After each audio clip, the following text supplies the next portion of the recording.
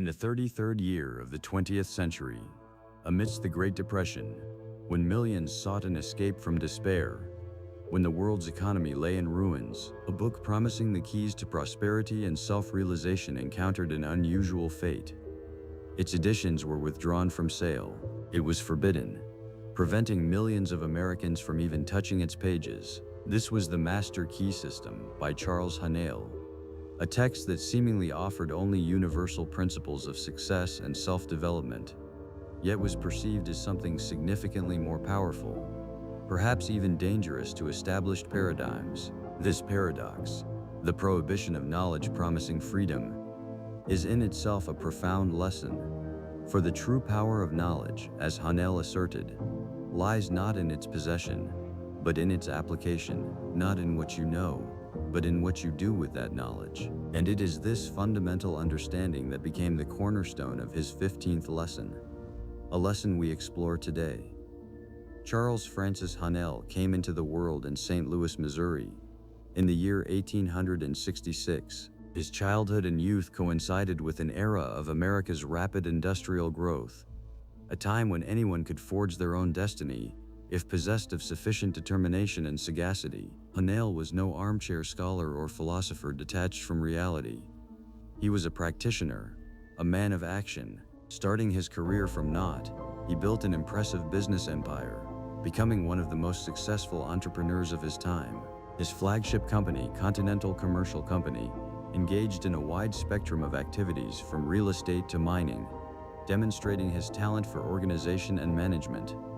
He was a living embodiment of the principles he later expounded in his works. By the year 1912, Haanel was already an accomplished millionaire, his name associated with success and influence. It was then that he resolved to systematize his knowledge and experience, offering the world a unique course. The Master Key System was originally published as a 24-week correspondence course, dispatched by mail. Each week, subscribers received a new lesson, which demanded not only study but also immediate application. Among his clientele were not merely ordinary citizens seeking avenues to improve their lives, but also prominent industrialists, financiers, and businessmen, who perceived in Haanel a mentor capable of unveiling the secrets of success. These individuals, accustomed to tangible results, trusted Haanel, for his methods had been validated by their own experience. They understood that his teaching was not merely a collection of abstract ideas, but an effective instrument for achieving material and spiritual well-being. It was this practical orientation, this demand for immediate action, that distinguished Haanel from many other thinkers of his epoch, and rendered his Master Key System so potent and influential. We have arrived at the 15th lesson of the Master Key System, a pivotal juncture where theory must yield to practice, and understanding to action. After 14 preceding lessons devoted to the fundamental principles of mental, spiritual, and physical harmony, Haanel leads us to a critical conclusion. All this profound knowledge shall remain but potential, if not applied. He posits that true sagacity, authentic understanding, manifests not in the ability to recall facts, but in the readiness and skill to employ them for the transformation of one's reality. Charles Haanel was categorical in his demand. He wrote, "Knowledge does not apply itself." This phrase, simple in form, bears within it the most profound meaning. It reminds us that information, however valuable it may be, is inert. It is akin to an uncut diamond.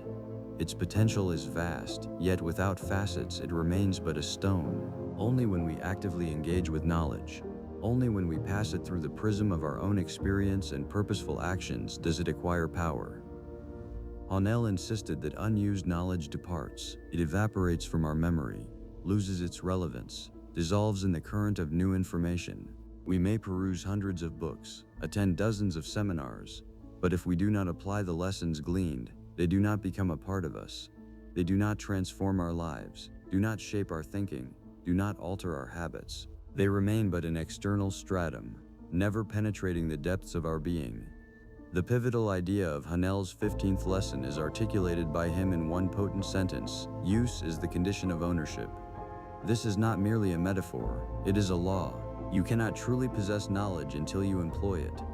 Until you engage it in your daily life, it remains alien, external.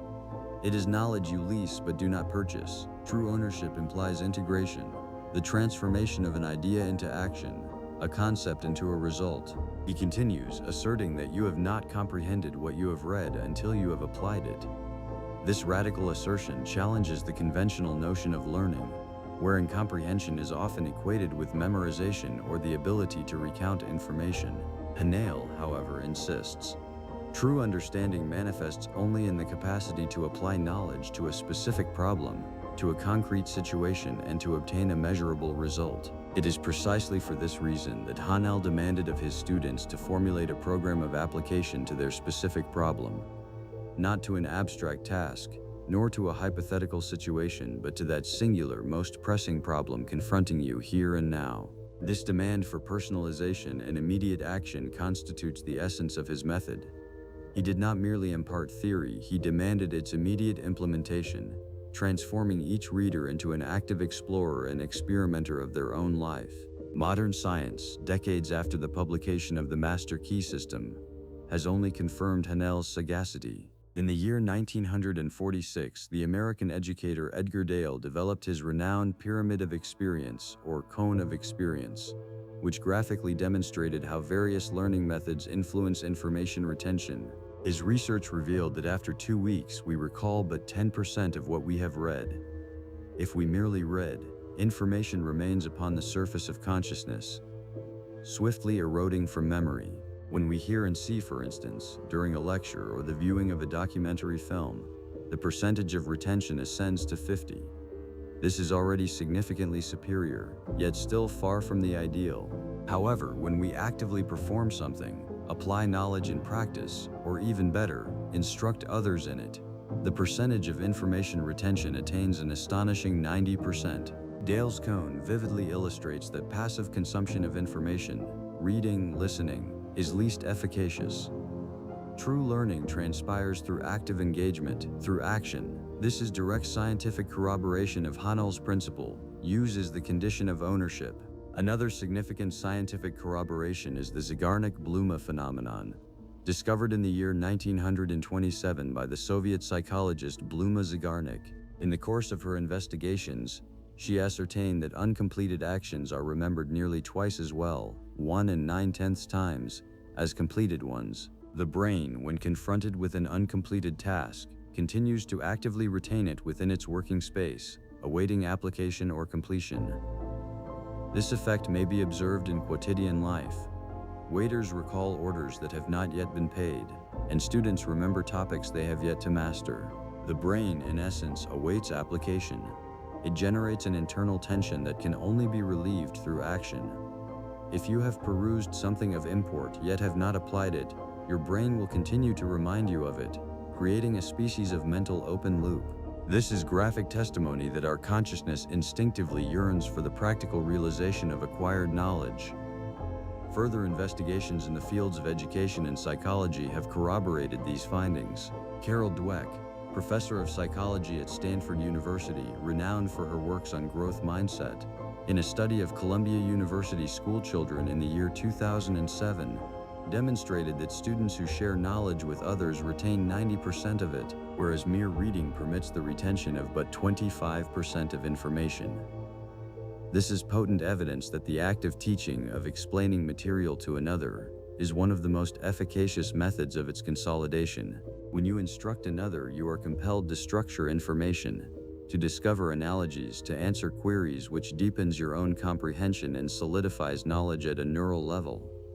This is not merely the transmission of information, it is its active processing and integration. Application, therefore, is not merely a desirable stage, but a critical phase of consolidating and transforming information into wisdom.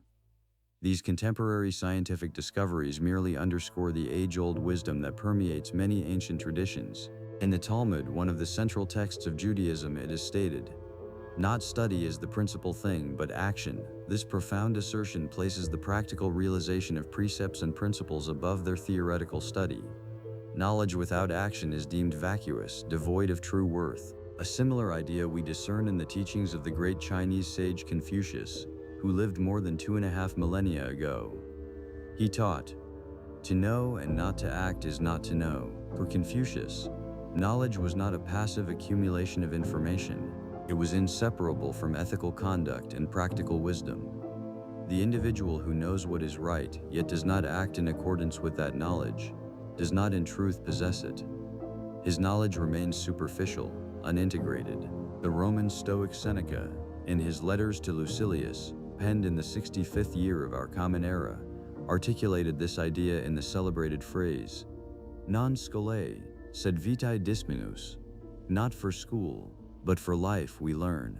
This assertion became a credo for many generations, emphasizing that the true purpose of education is not the acquisition of a diploma or academic knowledge, but preparation for real life, for its challenges and opportunities. Knowledge ought to serve life, and not the converse.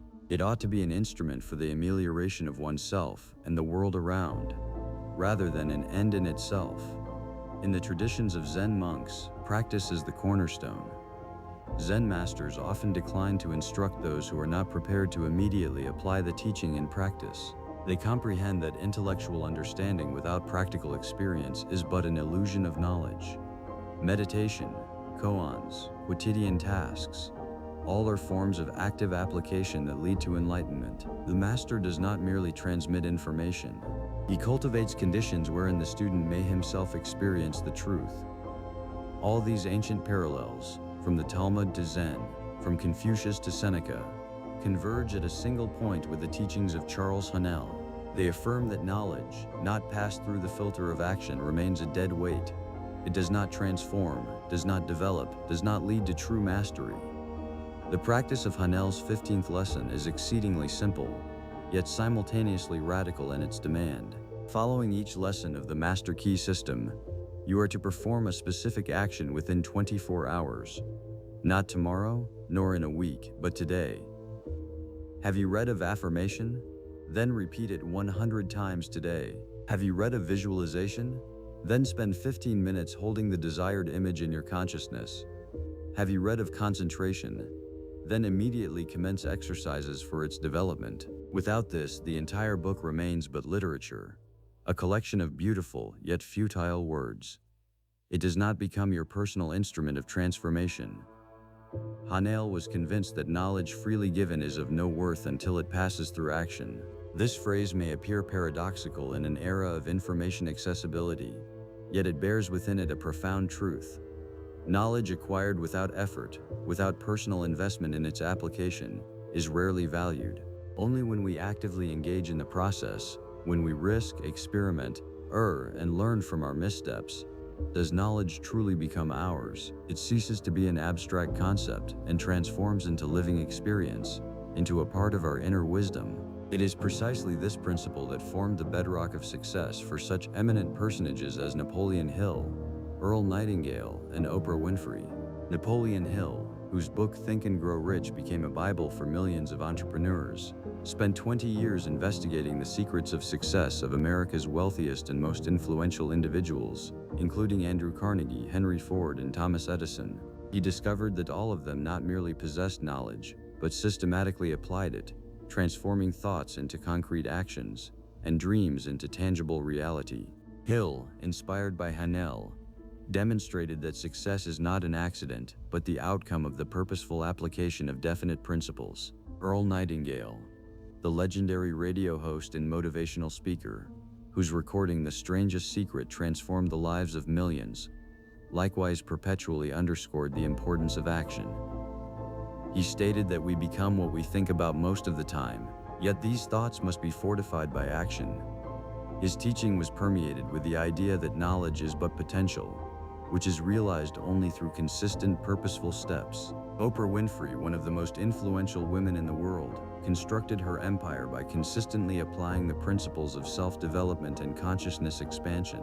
Her journey from a challenging childhood to media mogul and philanthropist is a narrative of how profound insights gleaned through reading and self-reflection were transmuted into concrete actions, into service to millions. She does not merely peruse books, she lives them, transforming their wisdom into practical lessons for herself and her audience. These exemplars demonstrate that the Master Key system by Haanel is not merely a collection of theories, but a guide to action. And the 15th lesson, devoted to the application of knowledge and sagacity, is its culmination. It exhorts us to transcend passive consumption of information and become active creators of our reality, employing knowledge as a potent instrument for the attainment of our most ambitious objectives. It is precisely this profound understanding that knowledge is not self-sufficient but demands active engagement and utilization that finds its corroboration in the most advanced scientific discoveries and the most ancient wisdoms of humanity. We observe how modern science, armed with the latest technologies, merely confirms what sages intuitively perceived and articulated millennia ago.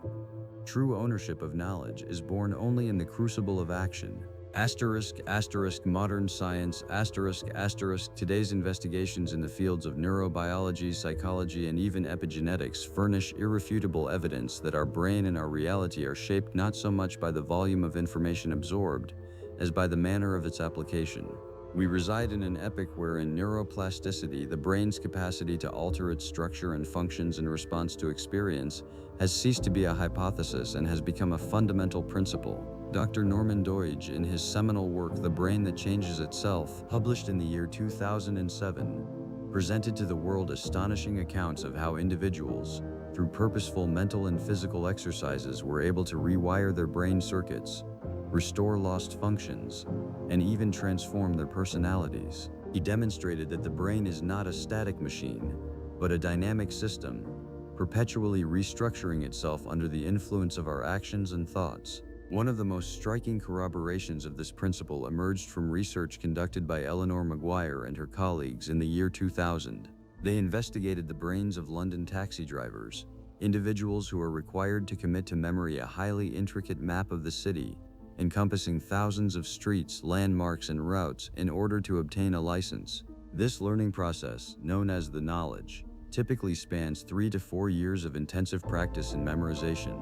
Magnetic resonance imaging results evinced that in experienced taxi drivers, the posterior hippocampus, a region of the brain critically important for spatial memory and navigation, was significantly greater in volume than in a control group of ordinary individuals. Moreover, the longer a taxi driver had worked and actively utilized their navigational skills, the larger their hippocampus proved to be. This is not merely evidence of adaptation, it is direct proof that the brain physically alters and grows in response to the systematic and intensive application of specific knowledge. The taxi driver's brain does not merely store the map, it becomes that map through its perpetual utilization. Beyond neuroplasticity, science uncovers even deeper mechanisms linking our experience and actions to our very biology. Epigenetics, a relatively nascent field that investigates alterations in gene expression not correlated with changes in the DNA sequence itself. Dr. Bruce Lipton, a pioneer in this domain, convincingly demonstrates that our thoughts, beliefs, and, consequently, our actions can literally activate or deactivate certain genes. We are not captives of our genetic code, we are active participants in its orchestration. A startling experiment, conducted by Drs. Brian Dias and Carrie Ressler in the year 2014, revealed how acquired fear can be transmitted hereditarily. Mice were subjected to the scent of cherry blossom, whilst simultaneously receiving a mild electric shock, which led to the formation of a persistent fear association with this scent. Astonishingly, the progeny of these mice, never having encountered the scent of cherry blossom or the shock, exhibited the identical fear response to the scent. And what is yet more remarkable, this reaction was detected even in the grandchildren. This investigation became one of the initial proofs that acquired experience and reactions thereto can be transmitted across several generations, bypassing direct genetic alteration. It underscores that not only do our individual actions shape our reality, but also that the depth and intensity of our experiences can literally rewrite the biological program for future generations. The nexus between mind, body, and action also manifests in the field of psychoneuroimmunology, the science investigating the interplay among mental processes, the nervous system, and the immune system. Dr. Candace Pert, in her groundbreaking work Molecules of Emotion, published in the year 1997, introduced the concept that emotions are not merely abstract sentiments, but physiological processes mediated by neuropeptides and their receptors, which are present on all cells of the body, including immune cells. This signifies that our thoughts and emotions arising in response to our experience and actions directly influence our physical state at a cellular level. Research conducted by Drs. Janice Glaser and Ronald Kiecolt Glaser demonstrated how stress, experienced by medical students during examination periods, leads to the enfeeblement of their immune system. Examinations represent a period of intense mental exertion, yet also a period of active application of accumulated knowledge, fraught with a high degree of stress. Their works evince that psychological stress induced by mental exertion and pressure can suppress the activity of natural killer cells, augment cortisol production, and retard wound healing. This is direct testimony that our inner world, our reactions to external experience, and our actions or inaction exert a measurable physiological impact, and assuredly we cannot overlook the placebo phenomenon, which stands as one of the most compelling proofs of the potency of mind and belief. Dr. Henry K. Beecher, in his classic study of 1955, demonstrated that between 30 and 60% of patients experience significant symptom amelioration when administered an inert substance, if they believe it to be a genuine medicament. The placebo effect is not merely an imagined reaction, it comprises genuine physiological alterations, elicited by the power of conviction, expectation, and faith.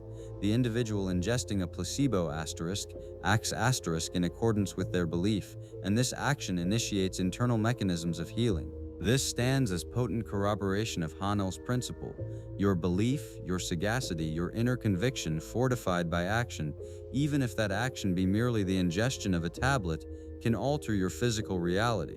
These scientific revelations, from neuroplasticity to epigenetics, from psychoneuroimmunology to the placebo effect, all point to one singular truth: our brain, our body, and even our genetic expression are not passive receptacles of information. They are actively shaped and reconfigured in response to our experience, our thoughts, and, most crucially, our actions. Unused knowledge indeed recedes, whilst that which is utilized becomes integrated into our very essence, reconfiguring us at cellular and neuronal levels. Ancient parallels. However, this profound truth concerning the necessity of applying knowledge is not the exclusive patrimony of modern science. Throughout millennia, sages and philosophers of diverse cultures and traditions have arrived at similar conclusions, emphasizing that true wisdom arises not from the accumulation of information, but from its embodiment in life. In the Hermetic tradition ascribed to the legendary Hermes Trismegistus, the divine teacher and founder of esoteric sciences, the principle of correspondence holds a central place. As above, so below; as within, so without. In the Poimandres, one of the pivotal texts of the Hermetic corpus, it is stated that man, having apprehended the divine mind, nous, must not merely contemplate it, but actively embody its principles in the material world. This is not passive contemplation, but active co-creation. The apprehension of divine laws holds no meaning if it does not lead to a change in consciousness and, consequently, to an alteration of actions in the terrestrial sphere.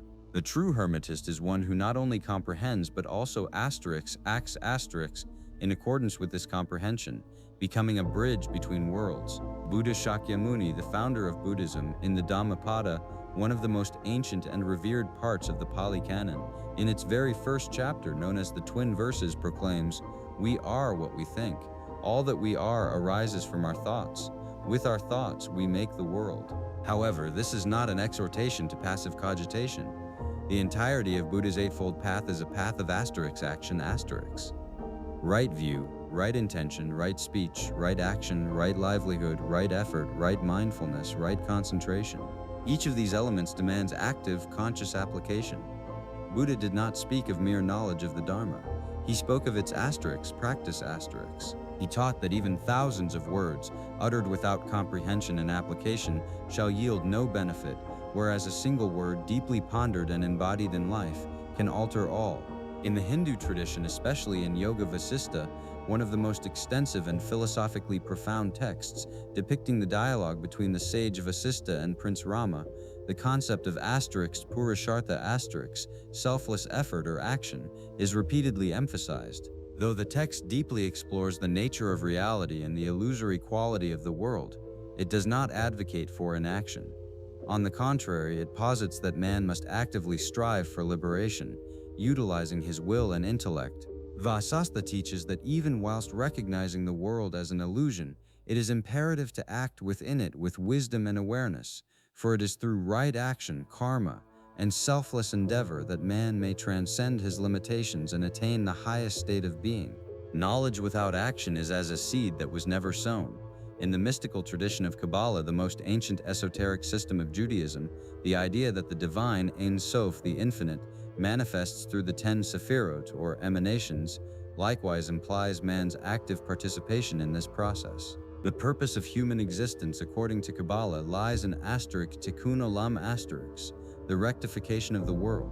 This is not merely a theoretical comprehension of the cosmos or structure, but an active, conscious endeavor aimed at restoring harmony and wholeness. Each mitzvah, commandment, is not simply a law, but a specific action that influences the higher worlds and contributes to the spiritual growth of both the individual and the entire cosmos. Without these actions, without active participation in the divine plan, knowledge remains but an abstraction.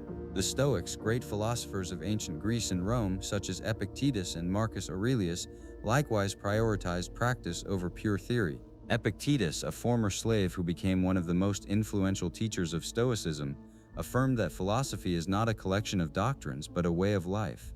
He stated, "Do not speak of your philosophy, but show it." For the Stoics, virtue is not merely knowledge of what is right, but the active application of that knowledge in every life situation. Marcus Aurelius, the Roman emperor, in his Meditations perpetually returned to the idea of daily practice, self-discipline, and the assumption of responsibility for one's actions. His writings are not a philosophical treatise but a personal diary, replete with admonitions on how to act in accordance with the principles of Stoicism, how to apply reason and virtue in quotidian life. Seneca, another eminent Stoic, in his Letters to Lucilius, penned in the 65th year of our common era, expressed this idea with utmost clarity. Non scholae, sed vitae dismimus. Not for school, but for life we learn. This aphorism, which became proverbial, underscores that the aim of education is not the accumulation of academic knowledge, but preparation for an efficacious and meaningful life, demanding the constant application of lessons learned. In Zen Buddhism, particularly in its early forms, brought to China by Bodhidharma in the 5th century, emphasis is placed upon direct experience and awakening, rather than upon the study of sutras. Zen monks traditionally instruct only those who are prepared to actively apply the teaching, who are ready for intensive meditative practice, zazen, and mindfulness in quotidian life.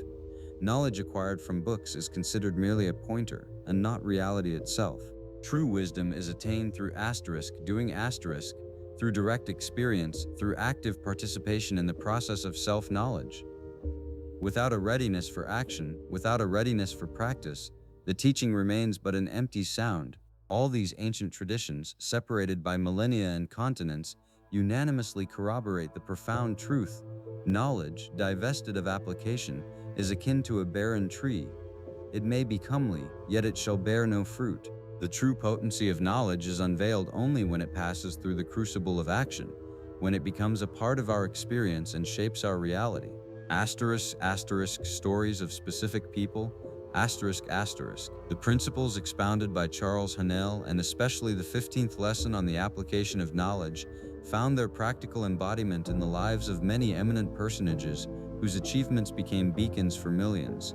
Their narratives do not merely illustrate theory, they evince how purposeful, consistent action, founded upon profound understanding, can transmute both individual destiny and the world around. Earl Nightingale, the legendary American radio host, motivational speaker, and author, became one of the first to extensively demonstrate the power of applied thinking. In the year 1956, he recorded an audio message entitled "The Strangest Secret." This recording, initially intended for a select circle of employees within his insurance company, became the first audio course in history to sell over 1 million copies, earning him a gold record.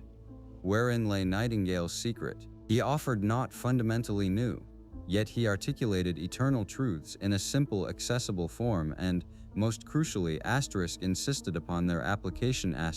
Nightingale, profoundly inspired by the works of Haanel and Napoleon Hill, affirmed that we become what we think about most of the time, yet he did not cease at thought. He emphasized that these thoughts must be directed toward a specific objective, and fortified by action. He exhorted his listeners daily for a period of 30 days to commit their principal objective to writing and to labor upon it, envisioning it as already attained. This was not merely a mental exercise. It was an asterisk program of action asterisks. He demanded of individuals not merely to listen but to do asterisk, to set objectives, to visualize them, to act as if they were already achieved, and to not retreat.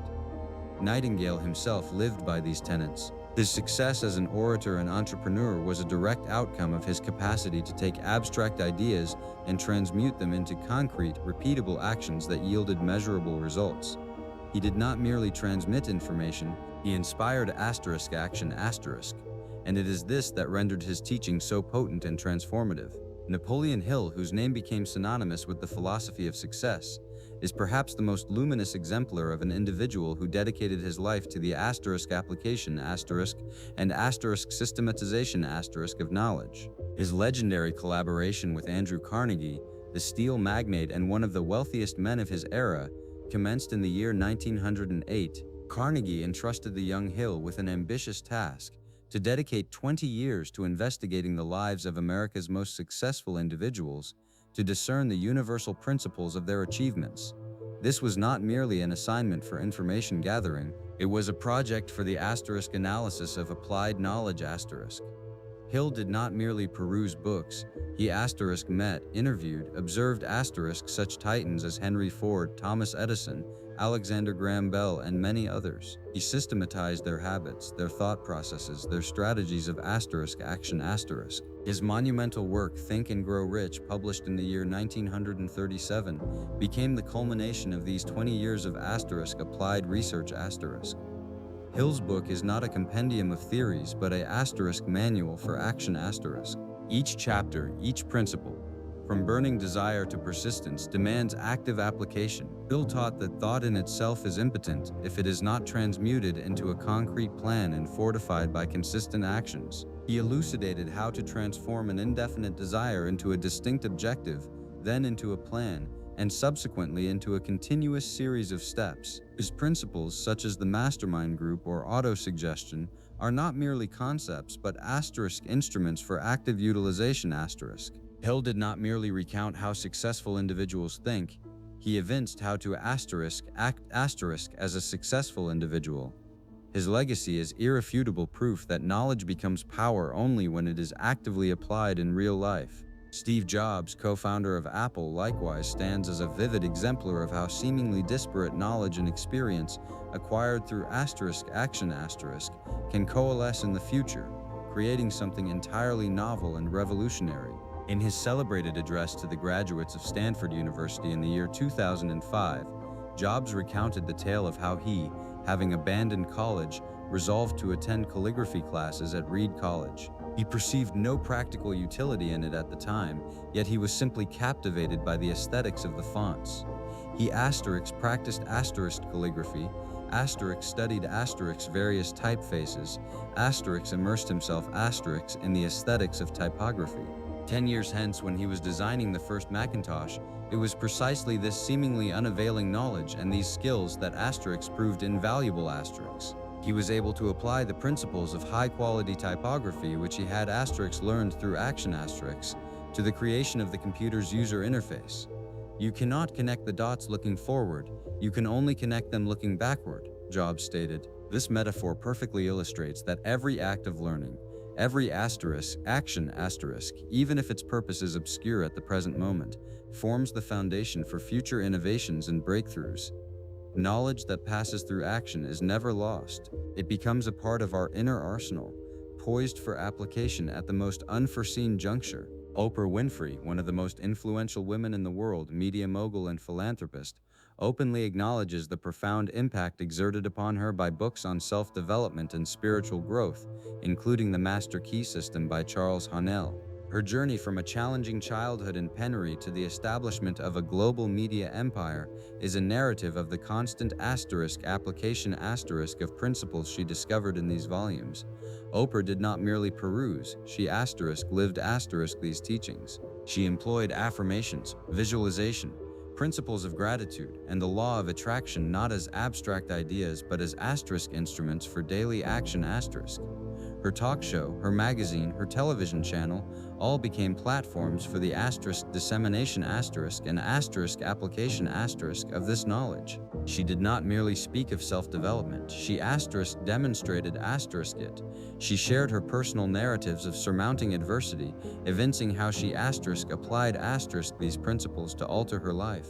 Oprah perpetually exhorted her audience not merely to hearken to her or peruse books, but to act to set objectives, to labor upon themselves, to forgive, to love, to exhibit compassion. Her success is direct testimony that profound insights gleaned from spiritual and philosophical teachings can be transmuted into tangible results when fortified by consistent, purposeful actions.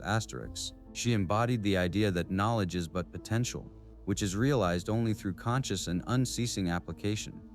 These narratives, from Earl Nightingale to Oprah Winfrey, serve as potent corroboration of Haanel's 15th lesson. They evince that the most profound truths become such only when they are not merely comprehended but applied. Without this active step, without a readiness to embody knowledge in action, even the greatest wisdom remains but literature, and potential, an unrealized possibility. For, as Haanel himself instructs us, use is the condition of ownership. Use is the condition of ownership. This principle, so clearly articulated by Charles Haanel at the dawn of the 20th century, is not merely a philosophical abstraction or a secret reserved for the elect. It is deeply rooted in the very fabric of our being, corroborated by the discoveries of modern science and manifesting in the achievements of the greatest minds of our epoch. Knowledge is not merely stored in the mind, it lives and evolves solely through its application, shaping not only our experience but our very physiology, our reality. Consider neuroplasticity, a phenomenon so compellingly described by Dr. Norman Doidge in his book The Brain That Changes Itself, 2007. Our brain is not a static structure, immutable after childhood. It perpetually reconfigures itself, forging new neural connections and fortifying existing ones in response to our experience, our thoughts, and most crucially, our actions. Every new thought, every repetition of a skill, every conscious endeavor to alter a habit literally reprograms our brain. This is direct biological corroboration of Haanel's lesson. That which you utilize grows stronger, that which you neglect atrophies. Your thoughts and actions are not merely ephemeral occurrences, they are the sculptors of your inner architecture. Furthermore, epigenetics, a field of inquiry popularized by Dr. Bruce Lipton, reveals that our beliefs and perceptions, formed through our focus and the application of mental models, can influence the expression of our genes. We are not merely passive carriers of a genetic code. Our thoughts and emotions, our conscious intention can activate or deactivate specific genes, influencing our health, capacities, and even longevity. This unveils an even deeper stratum upon which the application of our inner states shapes our physical reality. In psychology, this principle permeates many fundamental concepts. Carl Jung, the eminent Swiss psychiatrist, spoke of individuation. The process of becoming a holistic personality. This is not passive contemplation, but an active journey of self-discovery, necessitating confrontation with the shadow aspects of the psyche, integration of the unconscious, and most crucially, action in accordance with newly acquired authenticity. Individuation is the continuous application of inner insights in external life. Abraham Maslow, a pioneer of humanistic psychology, described peak experiences moments of profoundest happiness, meaning, and self-actualization. These experiences seldom befall those who passively observe life. They arise when an individual is wholly absorbed in an activity, when their skills perfectly align with the challenge, when they are in a state of complete application of their capacities and talents. Daniel Kahneman, recipient of the Nobel Memorial Prize in Economic Sciences, in his work Thinking Fast and Slow, 2011, delineated our thinking into two systems. System 1, rapid, intuitive, and System 2, deliberate, analytical. When we first apply a new knowledge or skill, we engage System 2, which demands conscious effort, yet with persistent repetition and application. these actions become automated, transitioning into the swift and efficient System 1. This is the path from conscious endeavor to unconscious competence, the path to mastery of which Haanel speaks. Mihaly Csikszentmihalyi, the Hungarian-American psychologist, introduced the concept of flow, a state of complete immersion in an activity wherein time loses its significance and the individual experiences profound satisfaction and high productivity. The state of flow is attained not through passive consumption of information, but through the active application of one's skills, the perpetual surmounting of challenges and unceasing interaction with the world. This is the highest form of self-application. Even at the most fundamental strata of reality, in quantum physics, we discern intimations that the observation and interaction of consciousness may influence the manifestation of reality. Alain Aspect's experiments in the year 1982, which corroborated Bell's theorem on quantum entanglement, evinced a profound interconnectedness between seemingly disparate particles. This is assuredly not direct proof of the power of thought, yet it underscores that our conscious interaction with the world may be far more significant than we are accustomed to believe. This same principle underlies the eminent achievements in sport. Michael Jordan, one of the greatest figures in the annals of basketball, was not born with an impeccable shot or incredible game intuition. His legendary work ethic consisted in the unremitting application of training. In thousands upon thousands of repetitions, in the visualization of game scenarios, and in the perpetual refinement of every facet of his play, he did not merely know how to play, he did it, day after day, with unprecedented intensity. Kobe Bryant, his spiritual heir, embodied the so-called Mamba mentality, a philosophy of obsessive applicability and mastery. He scrutinized every opponent, perfected every shot, every feint, spending countless hours upon the training court. His comprehension of the game was inseparable from his relentless doing. For Kobe, inspiration was ever about work about applying oneself to the utmost. In the realm of commerce, this principle is equally manifest. Jeff Bezos, the founder of Amazon, erected his empire upon the philosophy of day one: perpetual innovation, experimentation, and, most crucially, action. Amazon did not merely contemplate e-commerce. It constructed it, iteratively, through countless applications of novel ideas, undeterred by errors, yet perpetually gleaning lessons therefrom for subsequent actions. His bias for action is the quintessence of Haanel's 15th lesson. Elon Musk, the visionary of Tesla and SpaceX, is renowned for his grandiose objectives, yet his true strength lies in the relentless realization of these aims. He does not merely conceptualize revolutionary ideas, he compels their application through colossal engineering endeavors and an unyielding will. His companies are monuments to applied vision, wherein theoretical principles are brought to their practical limits. Warren Buffett, one of the most successful investors in history, amassed his fortune not through speculation, but through a profound comprehension of the principles of value investing and their consistent disciplined application over decades. He does not pursue ephemeral trends. He steadfastly does that which he knows to be correct, demonstrating that long-term success emanates from the persistent application of proven truths. In all these instances, from the neuroplasticity of the brain to the triumphs of titans of sport and commerce, we observe a recurring theme. Knowledge, however profound it may be, remains inert until activated by application. The very act of doing transmutes abstract potential into tangible reality, solidifying understanding and paving the path to mastery. This is the essence of Haanel's 15th lesson. Insight without action is but a fleeting thought. Applied insight becomes an unshakable foundation for creation. However, like any potent force, the principle of knowledge application harbors its perils when distorted or employed without due comprehension and responsibility. The path to mastery can readily devolve into a path of self-deception, should we not exercise vigilance. One of the principal pitfalls is naive positivism asterisk, or as it is sometimes termed, asterisk magical thinking asterisk. This is the conviction that it suffices merely to asterisk think asterisk positively, or to asterisk wish asterisk for something, and it shall spontaneously materialize, without concomitant asterisk actions asterisk.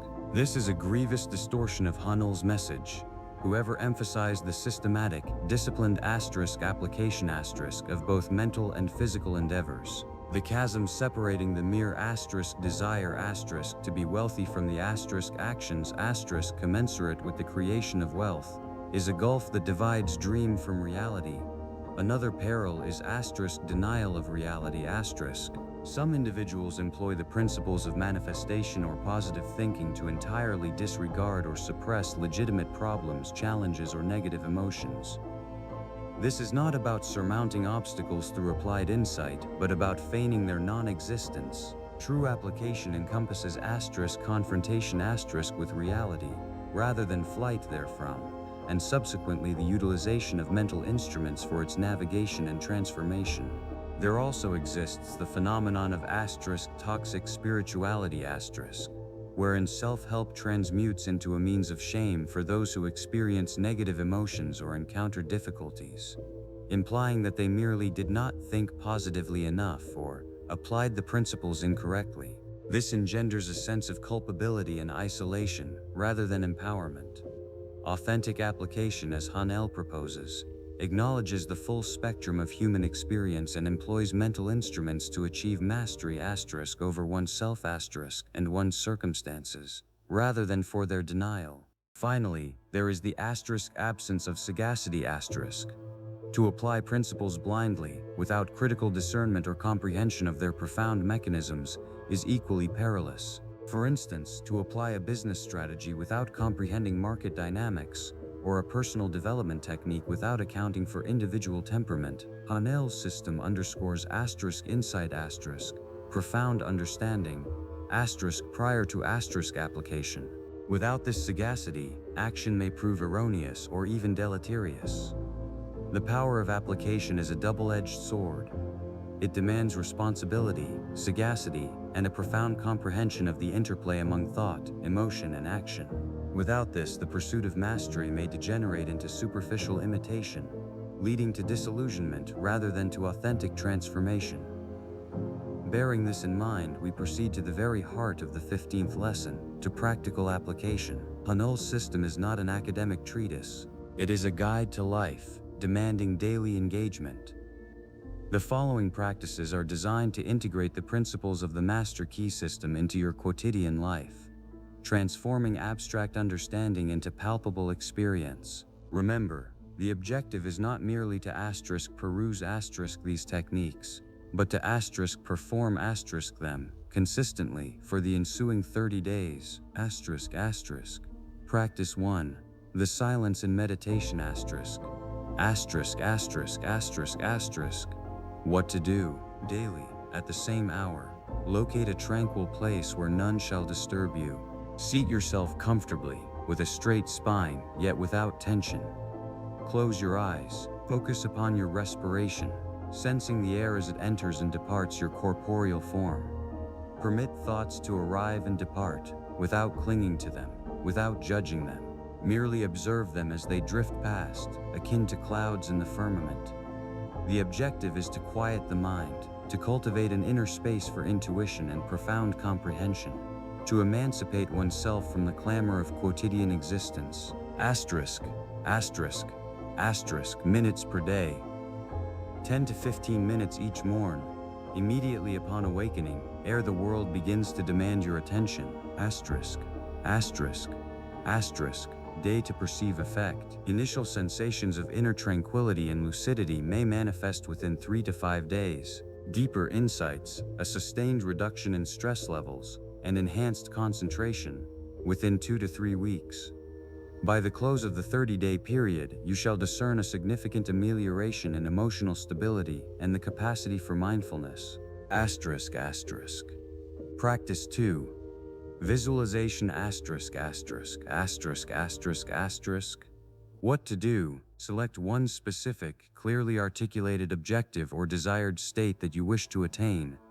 Daily, in a state of profound relaxation, ideally subsequent to the silence.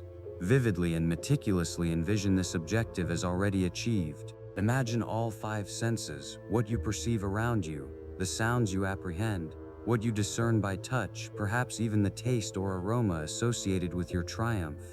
Most crucially, feel the emotions that accompany the attainment of this objective: joy, satisfaction, gratitude, relief. Immerse yourself in this sensation. Render it maximally real. ******. Minutes per day, 10 minutes, once or twice each day. Repeat in the morn and in the eve. ******. Day to perceive effect. Facility in creating vivid and enduring images within a week. Initial congruences or opportunities that begin to align with your visualization may commence to manifest within 2 to 3 weeks. Sustained alterations in your external reality mirroring your internal images within a month and thereafter. Practice 3. Affirmations. What to do? Formulate 3 to 5 positive affirmations that reflect your objectives and desired attributes. Employ the present tense and eschew negations. For example, I possess boundless energy and clarity of mind. I effortlessly attract abundance into my life. I radiate confidence and draw success. Recite these affirmations aloud or silently to yourself. It is of utmost importance to utter them with feeling and profound conviction, as if they were already an undeniable truth. Commit them to writing also, for this amplifies the effect. Minutes per day. 5 to 10 minutes, 3 to 4 times each day, especially in the morn, immediately upon awakening, ere slumber, and in moments when you perceive a decline in spirit or harbor doubts.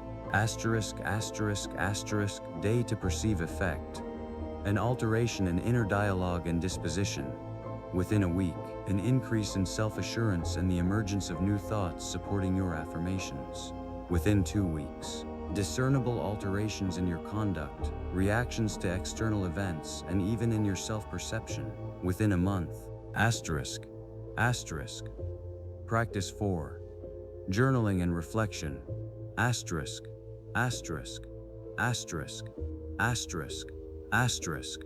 What to do? Daily. Allocate time to commit your thoughts, sentiments, insights, and also your progress in attaining your objectives, to writing. Respond to key inquiries. What have I discerned today concerning myself and the world? How have I applied the principles of the Master Key system in my life? What impediments have I encountered and how have I surmounted them? For what am I grateful today? Record your aspirations, ideas, plans. This process aids in solidifying comprehension, monitoring application, and more profoundly apprehending your inner world. Minutes per day. 15 to 20 minutes, preferably in the eve, ere a slumber, to ponder the day elapsed. Day to perceive effect. An augmentation of self-awareness, clarity of thought, and enhanced capacity for introspection. Within 5 to 7 days, the discernment of recurring patterns in your thinking and conduct, and a more profound self-comprehension. Within 2 to 3 weeks, a significant amelioration in problem-solving skills and emotional regulation. Within a month.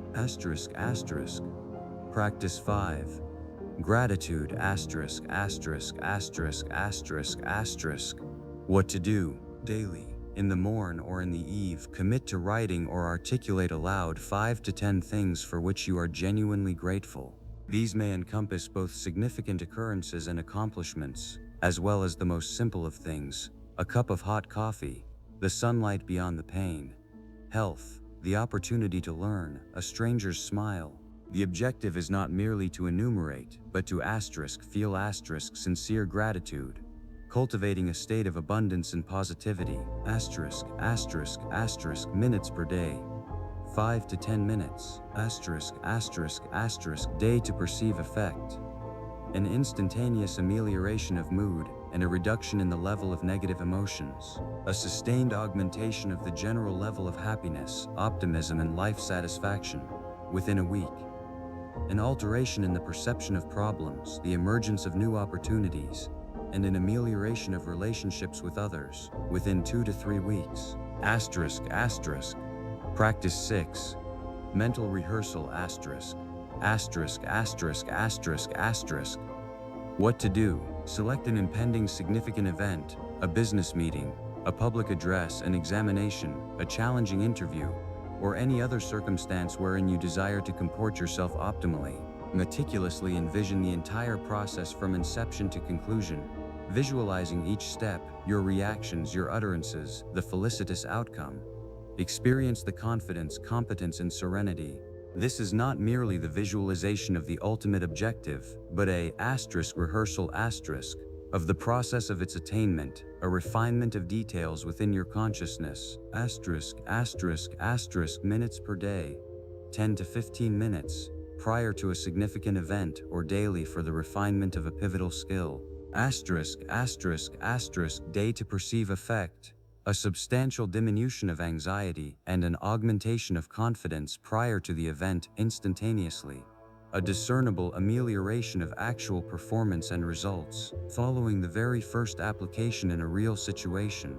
A sustained increase in productivity and mastery in the chosen domain within 2 to 3 weeks of consistent practice. Practice 7. Focus shifting, What to do? Throughout the day, the moment you apprehend yourself indulging in a negative thought, anxiety, criticism, or fear, consciously and immediately redirect your focus to something positive, constructive, or to your principal objective. This may entail the repetition of an affirmation, a vivid image from your visualization, a thought of gratitude, or simply concentration upon the current task demanding your full attention. The aim is not to suppress negativity, but to divest it of its energy by rechanneling your precious attention. Minutes per day, continually as negative or unproductive thoughts arise. This practice does not necessitate a distinct allocated time, but constitutes a part of your mindfulness throughout the entire day. Day to perceive effect. The apprehension of negative thought patterns within a few days. An augmentation of the capacity for swift and efficacious focus shifting within a week. A significant diminution in the frequency and intensity of negative thoughts, and an increase in the overall level of positive thinking within 2 to 3 weeks. These practices are not mere exercises. They are active strides toward mastering one's own mind and shaping a desired reality. Recall Haanel's dictum: use is the condition of ownership. Through consistent and conscious application of these principles, you will not merely learn of them, you shall become them, transforming your inner world and consequently, the world around you. The 15th lesson of the Master Key System by Charles Haanel unveils before us a fundamental truth that reverberates through the ages. Understanding without application is but potential, which shall never be realized. True ownership is born of conscious action. This is not merely a lesson on how to obtain that which is desired. It is a lesson on how to become one who is capable of creating and mastering one's own life. We conclude our immersion into the 15th lesson, yet the path to mastery merely commences. As you shall apply these principles, your mind shall be purified, and your perception sharpened. In the ensuing episode, we shall explore the 16th lesson, wherein Haanel delves into the concept of intuition as the highest form of knowledge, which manifests only when the mind is liberated from clamor and prepared to receive messages from higher spheres of consciousness. This shall be a journey to the founts of authentic wisdom, accessible to all who are prepared to hearken and assuredly to apply. Envision an ancient master standing before an unhewn stone. He perceives within it not merely a mass but a hidden form, a masterpiece awaiting its liberation. His knowledge of sculpture, of the material, of form, is boundless. Yet only when he takes up hammer and chisel, only when his knowledge is embodied in every stroke, in every chip, does the stone commence to reveal its true essence. The master does not merely know asterisk. He does asterisk. And in this act of creation, in this fusion of thought and action, something eternal is born. Thus too, you, taking up Haanel's instruments, commence to sculpt your own reality, stone by stone, action by action, transforming potential into authentic being.